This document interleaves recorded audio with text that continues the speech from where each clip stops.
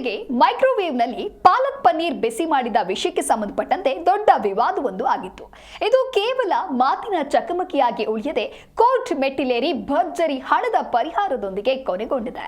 ನಮ್ಮ ಸಂಸ್ಕೃತಿಯ ಬಗ್ಗೆ ನಮಗಿರುವ ಹೆಮ್ಮೆ ಮತ್ತು ಅಲ್ಲಿನ ವರ್ಣಭೇದ ನೀತಿಯ ವಿರುದ್ಧ ಭಾರತೀಯ ವಿದ್ಯಾರ್ಥಿಗಳು ನಡೆಸಿದ ಈ ಕಾನೂನು ಹೋರಾಟದ ಕಥೆ ನಿಜಕ್ಕೂ ಆಶ್ಚರ್ಯಕರವಾಗಿದೆ.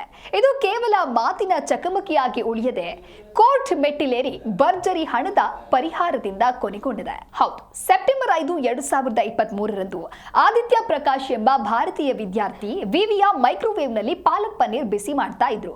ಆಗ ಅಲ್ಲಿಗೆ ಬಂದ ಒಬ್ಬ ಸಿಬ್ಬಂದಿ, ನಿಮ್ಮ ಊಟದ ವಾಸನೆ ತುಂಬಾ ಕೆಟ್ಟದ್ದಾಗಿದೆ, ಇನ್ಮುಂದೆ ಇಲ್ಲಿ ಇದನ್ನ ಬಳಸಬೇಡಿ ಅಂತ ಆದೇಶಿಸಿದ್ರು.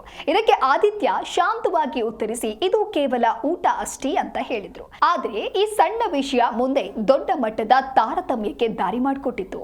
ಆದಿತ್ಯ ಮತ್ತು ಅವರ ಸಂಗಾತಿ ಊರ್ಮಿ ಭಟ್ಟಾಚಾರ್ಯ ಇಬ್ರು PhD ವಿದ್ಯಾರ್ಥಿಗಳು. ಈ ಘಟನೆಯ ನಂತರ ವಿವಿಯ ಮ್ಯಾನೇಜ್ಮೆಂಟ್ ಇವರ ಮೇಲೆ ನಿರಂತರವಾಗಿ ಒತ್ತಡವನ್ನು ಹಾಕೋದಕ್ಕೆ ಶುರು ಮಾಡ್ತಾರೆ. ಆದಿತ್ಯ ಅವರ ನಡವಳಿಕೆ ಸಿಬ್ಬಂದಿಗಳಿಗೆ ಅಸುರಕ್ಷಿತ ಭಾವನೆಯನ್ನ ಮೂಡಿಸ್ತಾ ಇದೆ ಅಂತ ಸುಳ್ಳು ಆರೋಪವನ್ನ ಮಾಡ್ತಾರೆ. ಇತ್ತ ಊರ್ಮಿ ಅವರಿಗೆ ನೀಡಲಾಗಿದ್ದಂತ ಟೀಚಿಂಗ್ ಅಸಿಸ್ಟೆಂಟ್ ಕೆಲಸವನ್ನ ಕೂಡ ಕಿತ್ತುಕೊಳ್ತಾರೆ. ಅಷ್ಟೇ ಅಲ್ಲದೆ ಇತರೆ ಭಾರತೀಯ ವಿದ್ಯಾರ್ಥಿಗಳು ಒಟ್ಟಾಗಿ ಊಟ ತಂದಾಗ ನೀವು ಗಲಭೆ ಎಬ್ಬಿಸ್ತಾ ಇದ್ದೀರಿ ಅಂತ ಹೇಳಿ ದೂರು ನೀಡ್ತಾರೆ.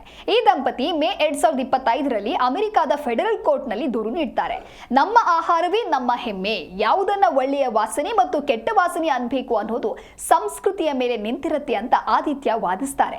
ಇವರ ಬೆಂಬಲಕ್ಕೆ ವಿವಿಯ 29 ಸಹಪಾಠಿಗಳು ಕೂಡ ಪತ್ರ ಬರೀತಾರೆ. ಕಡೆಗೆ ಸೆಪ್ಟೆಂಬರ್ 2025ರಲ್ಲಿ ವಿಶ್ವವಿದ್ಯಾನಿಲಯವು ಸೋಲೊಪ್ಪಿಕೊಂಡು ದಂಪತಿಗೆ 1.65 ಕೋಟಿ ರೂಪಾಯಿ ಪರಿಹಾರ ನೀಡೋದಕ್ಕೆ ಒಪ್ಪಿಕೊಂಡಿತು. ಪರಿಹಾರದ ಜೊತೆಗೆ ಇಬ್ಬರಿಗೂ ಮಾಸ್ಟರ್ಸ್ ಪದವಿ ನೀಡಲಾಯಿತು. ಆದರೆ ವಿವಿಯು ಇನ್ನು ಮುಂದೆ ಅಲ್ಲಿ ಕೆಲಸ ಮಾಡಲು ಅಥವಾ ಓದಲು ಅವಕಾಶವಿಲ್ಲ ಅಂತ ಷರತ್ತು ವಿಧಿಸಿತು. ಈಗ ಆದಿತ್ಯ ಮತ್ತು ಊರ್ಮಿ ಶಾಶ್ವತವಾಗಿ ಭಾರತಕ್ಕೆ ಮರಳಿದ್ದಾರೆ. ಡೊನಾಲ್ಡ್ ಟ್ರಂಪ್ ಅವರ ಅಧಿಕಾರದ ಅವಧಿಯಲ್ಲಿ ಅಮೆರಿಕಾದಲ್ಲಿ ವಲಸಿಗರ ವಿರುದ್ಧ ಇದ್ದಂತ ಧೋರಣೆಗಳು ಹೆಚ್ಚುತ್ತಾ ಇವೆ ಅಂತ ಹೇಳಿ ತಮ್ಮ ಕಹಿ ಅನುಭವವನ್ನ ಹಂಚಿಕೊಂಡಿದ್ದಾರೆ.